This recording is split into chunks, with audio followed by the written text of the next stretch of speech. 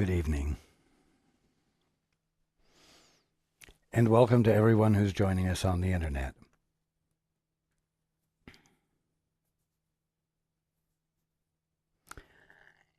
Let's take a few moments to be quiet together before we begin.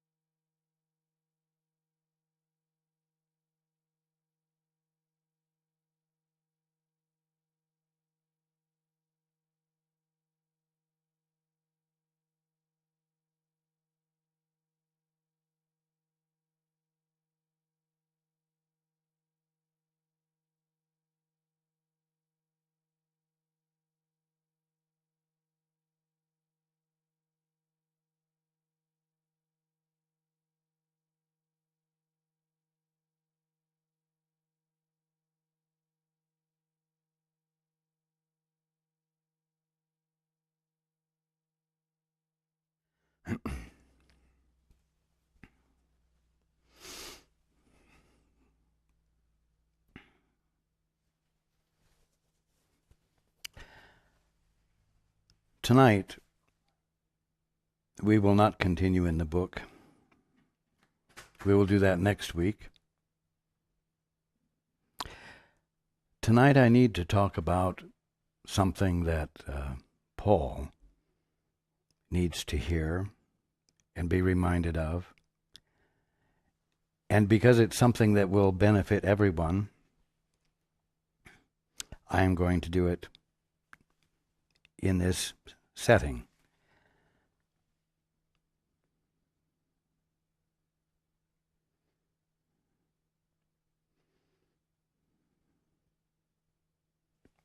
What's the best way of breaking undoing, nullifying a special relationship.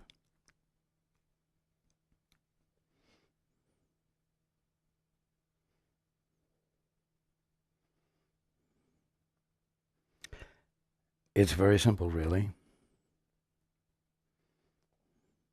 It's something Paul has done ever since the first night he sat down to try to get in touch with his guide, if indeed he had one.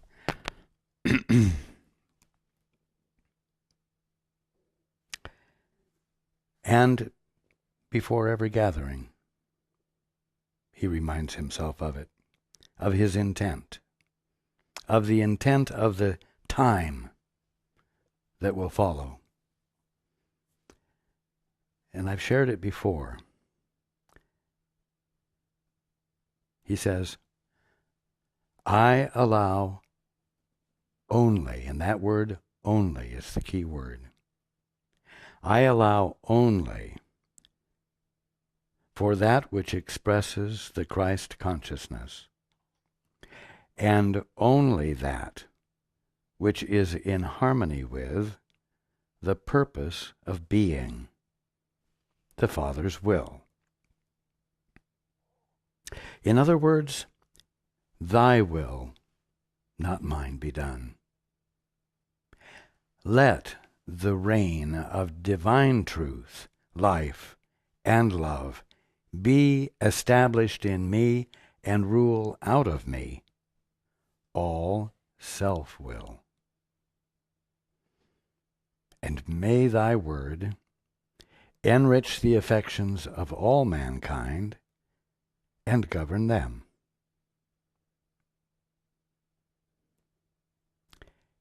And to Paul, that last sentence means, and govern them as well. Because after all, the point is that in the process of saying, thy will, not mine, be done, one puts oneself in a position of having his affections enriched. It's a wonderful thing. It's a wonderful thing to know will happen. You will be changed. Your affections, your loving relationships will be enriched. The way you behave toward your fellow man will be enriched and a blessing.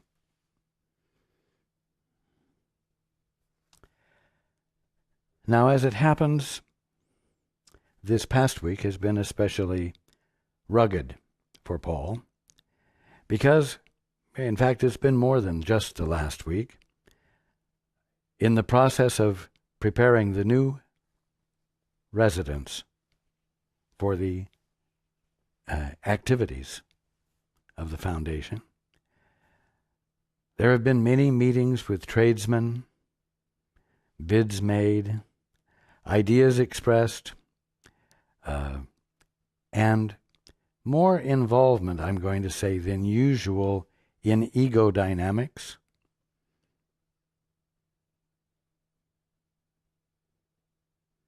And Paul has found himself manipulated, let's say encouraged to see another's perspective, when what was needed was for the other one to ask, what do you need from us? Because, of course, the needs are unusual when it comes to the work that is being done. In the process, Paul has found individuals withdrawing their willingness to participate if Paul was not willing to yield to what they thought. Now, what did this do? It invited Paul into special relationships where Paul began to feel it necessary to not be totally honest in order to finesse fulfillment of the needs from these others from them. He began to cater and become very uncomfortable within himself. And it wasn't until just an hour or so before the meeting tonight that he was reminded of this statement. I allow only for that which expresses the Christ consciousness. You see, that would have been the answer, the simple answer, at any point during the last few weeks, when others were trying to be manipulative or controlling or withdraw their support if they didn't get cooperation for their perspective. Now,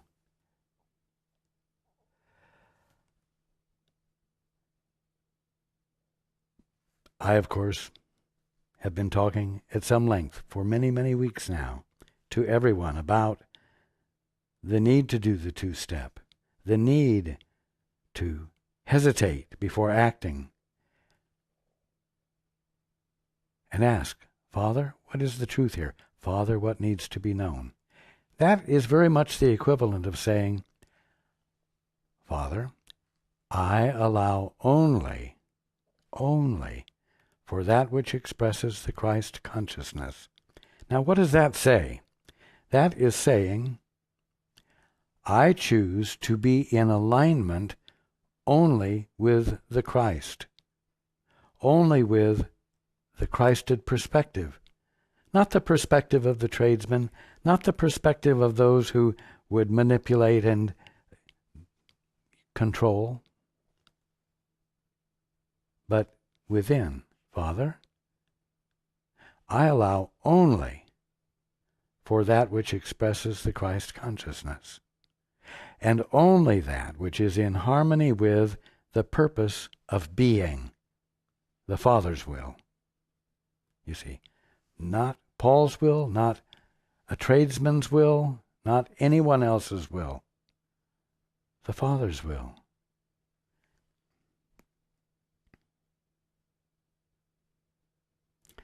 Now, you know, when you're in a position of being able to do things, one can do things that address needs, and one can also be tempted into doing things that fulfill wants. Wow, I have a chance to have it my way. And that's another distraction from I allow only for that which expresses the Christ consciousness, and only that which is in harmony with the purpose of being, the Father's will. Now, think about it, and this is what Paul needs to think about, and this is where I'm pointing, the direction I'm pointing his nose in. Why wouldn't you choose to do only that which expressed the Christ consciousness, and only that which is in harmony with the purpose of being, the Father's will? Obviously, if you're doing anything else, you're doing something other than the Father's will, and you're out of alignment. You're out of relationship with your Father. And the whole orphan experience begins. The special relationship takes over. And no matter how skillfully the special relationship is practiced, the experience is hell. It simply isn't. The inevitable, harmonious experience of the Father's will finding expression right where you are.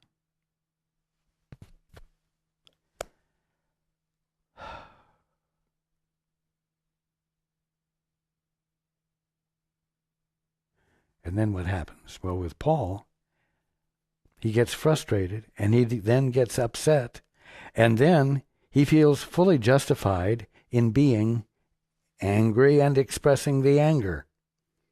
He becomes, believe it or not, mean-spirited.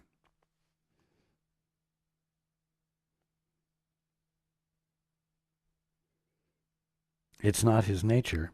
It's not anyone's nature. But it is what one begins to embody when one is disconnected from his source and feels the awkwardness and discomfort of experiencing something other than his birthright, which, although he may have forgotten, he knows is there, intact, and that it awaits him. And not having it burns him up. Right?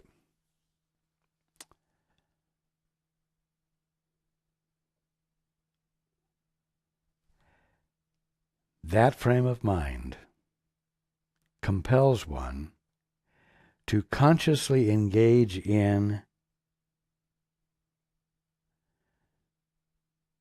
not wanting to express only the Christ consciousness, and not wanting to express only that which is in harmony with the purpose of being, or the Father's will. So, you see, although our conversation last week about special relationships seemed complex and complicated, it's really quite simple.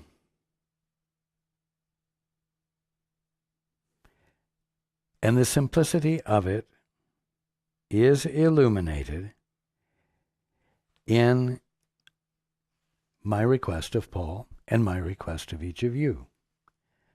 That no matter what circumstance you're in, no matter what is happening, you insist before responding on saying, I allow only for that which expresses the Christ consciousness, and only that which is in harmony with the purpose of being, the Father's will.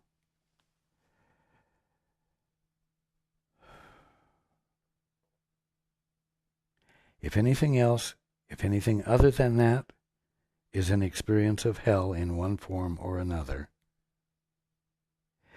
then it behooves you to do this one simple step, this one simple thing.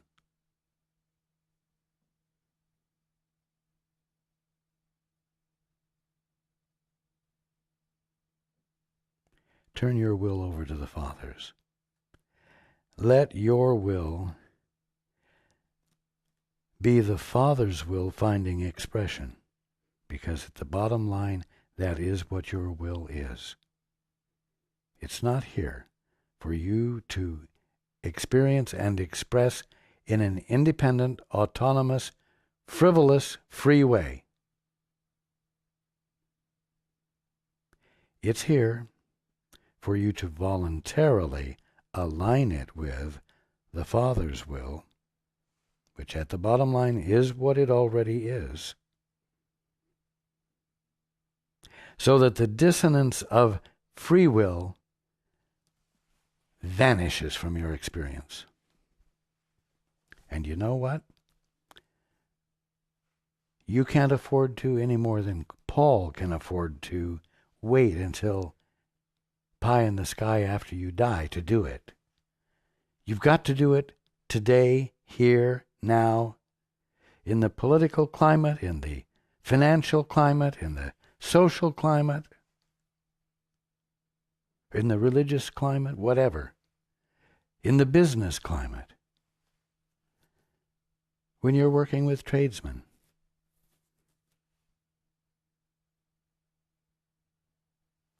Stop. Hesitate.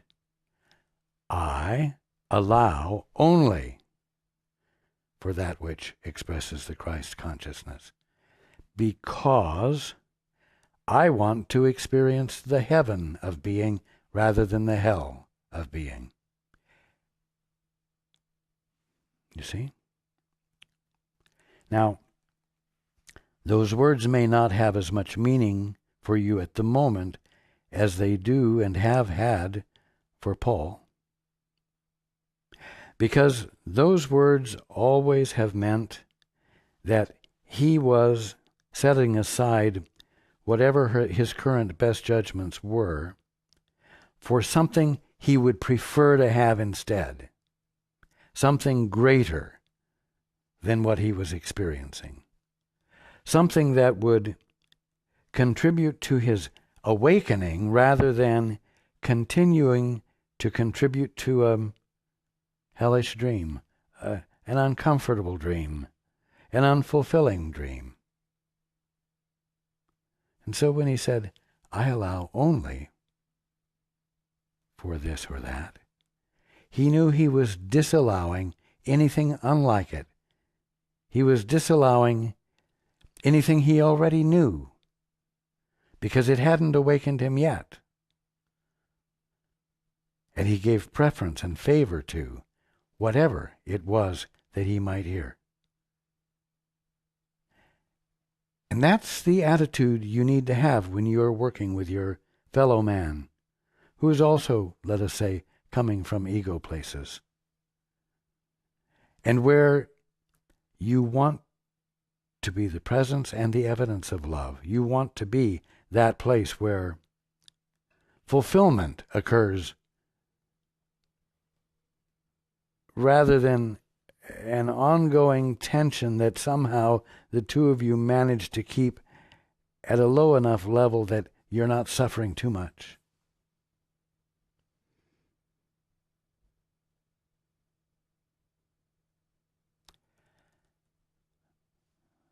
I remind you, and I'm reminding Paul, that the call is to remember to do this all the time. Not just when you want to have a quiet, private time with your Father or with the Holy Spirit or with me, but all day long, in the middle of all activities. After all, why not have the more of what reality is?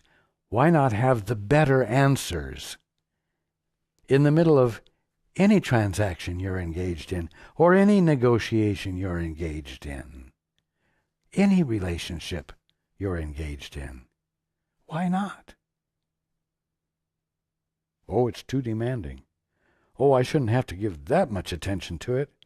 I need time for relief. I need time for rest. I need time off from that kind of devotion. No, you don't. You need time off from the hell that comes of special relationships. You need time off from negotiations that turn sour. You see? You need time off from suffering. And this is the way.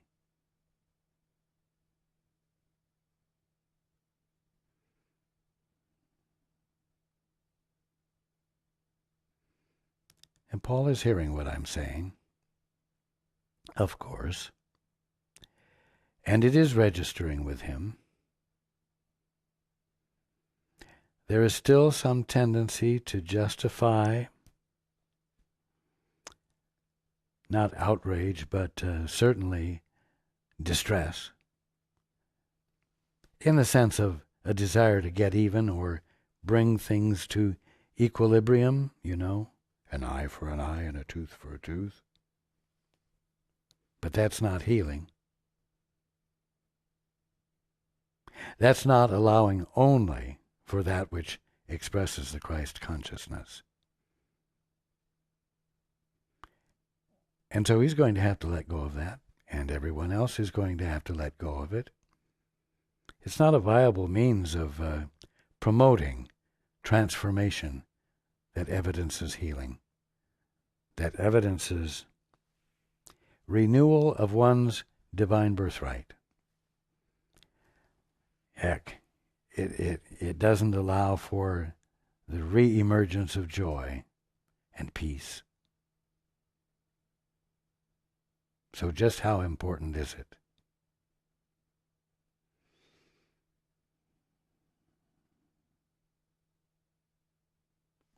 One might say, oh, I shouldn't have to work that hard, that consistently to be the Son of God. Well, maybe you don't have to work that hard, that consistently, but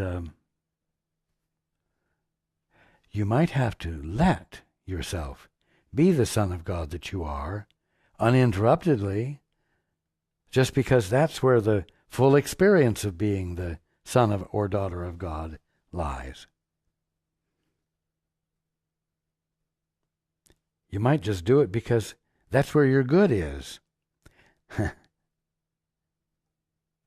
But like Paul, everyone has to be willing to soberly look at a situation and determine whether there's any justification for withholding the activity that corrects a problem or heals the situation or promotes the holy instant in which one's affections are enriched and which promote the enrichment of the affections of all mankind.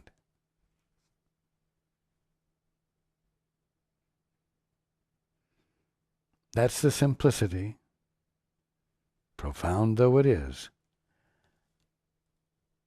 of what I needed to share tonight with Paul and with everyone else. Be willing to be with it. Be willing to be changed by it. Be willing to let that word only apply to every moment of your daily experience.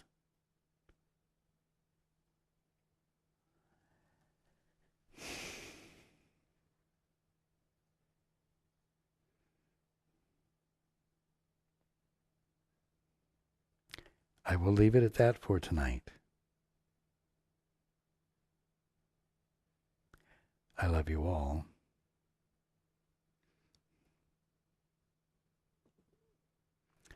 And I look forward to being with you next week.